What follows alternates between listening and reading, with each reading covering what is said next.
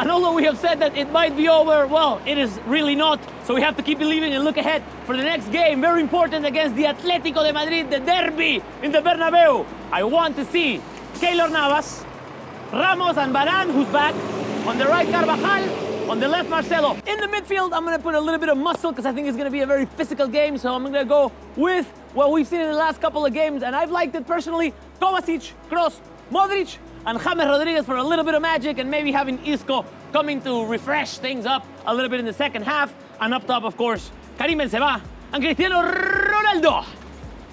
Okay, that's a nice lineup, V. I'm going to go with something a little bit different. So I'm going to go with Keylor Navas in goal. Varane is back, so Varane and Ramos in the center backs positions. Out wide, I want to see Marcelo and Carvajal.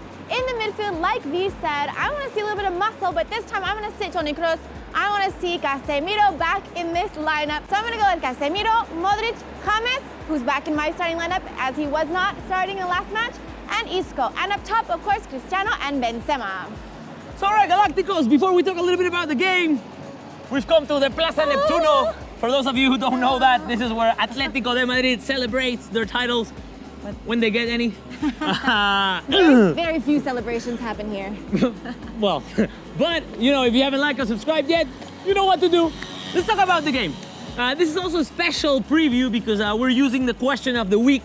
So thank you for our fans for sending the questions at Ask RG.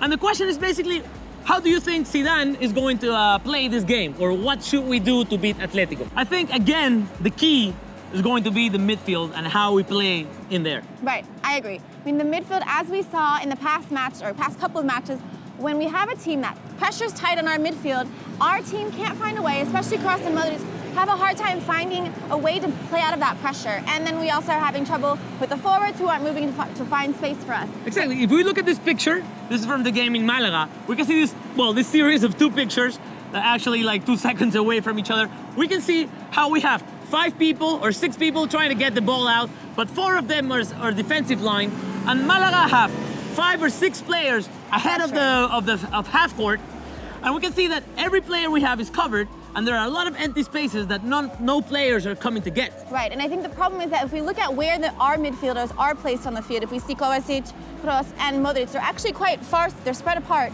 and you need to actually, I think, play a little bit tighter, especially when we're trying to leave or get out of the back, play out of the back. And then the forwards need to incorporate in the play as well. And that the mobility off the ball, we've talked about this, is important. You know, moving off the ball, not just on defense, but when we're on offense too, because you need to need to create space. So dragging in defenders, and so that you can create space for another player to move into the space you've just created. That is a very good point, because we've been talking about this, like when we don't have the ball, you know, our offensive players are not really implied in defense. But again, we see this problem in this third picture.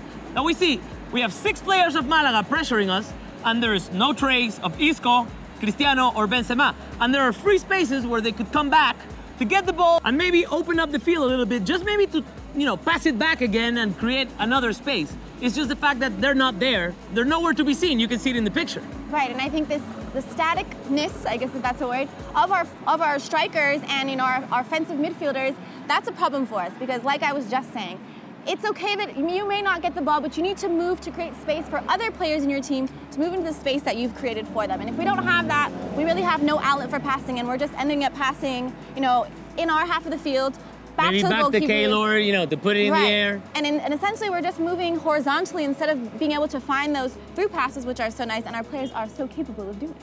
I think on a good note, I think Atletico will try to play a very physical game, and maybe in that department, in the physical department, you know, they're a tough team, but I think we're more prepared. We're a tougher team physically to face that kind of game. So if that's what they try to do, that might work out for us. Another thing that we haven't seen that much, and it's something that Real Madrid really counts on all the time, is, you know, the good performance of our individual players. We have seen Cristiano on and off, Benzema, we'll see how he comes back. But basically, in this game, we do need our individual stars to be in good shape. And maybe if the game is really complicated, you know, they'll have the key to open it up. Imagine if Cristiano, Benzema, Isco, James, and Modric were all on Saturday. That would be incredible. Yeah, that's what I've been dreaming of the last 2 months, because the players are there. Right. It's just like, we never see all of them on at the same time. And I think that's a key for this game. Again, it's going to be a very tough game, especially not only on the tactical side, also on the emotional side, because Atletico and Real Madrid are now, it's fair to say, we're playing for that second spot. Yeah. And, you know, very far away are those times where Atletico couldn't beat us for 14 years. It's become very even in the last couple of years. So now they believe and they know that they can come to the Bernabeu and win it. But the thing is, we also know that we have to win this game. Yes. This is a game we must win. I think if we're looking at the opponent, yeah, they're gonna come with everything. They're gonna bring everything. They're a team that's physical, that likes to run, that works really hard. But I still think if we're going player for player, even though the playing field is more even, I still think we're a stronger team individually. And they have Saul, they have Griezmann, they're great strikers, but they're lacking to me, and I don't know if you agree with this, creativity in the midfield, which we have. We have those players. And I think that watching Atleti to me is a little bit boring. It is a little bit boring, but it's something they have known how to work with. Right. You know, they're not a beautiful team to watch, but they're very effective. Right. Let's hope they're not effective on Saturday, and we can get those 3 points that we need so desperately. Yeah. So, I'm gonna say 2-0 is my prediction. You're gonna 2-0? I don't know if it's gonna be a beautiful game, if we're gonna play well or not, but we have to win, and I think we're gonna win 2-0. Okay.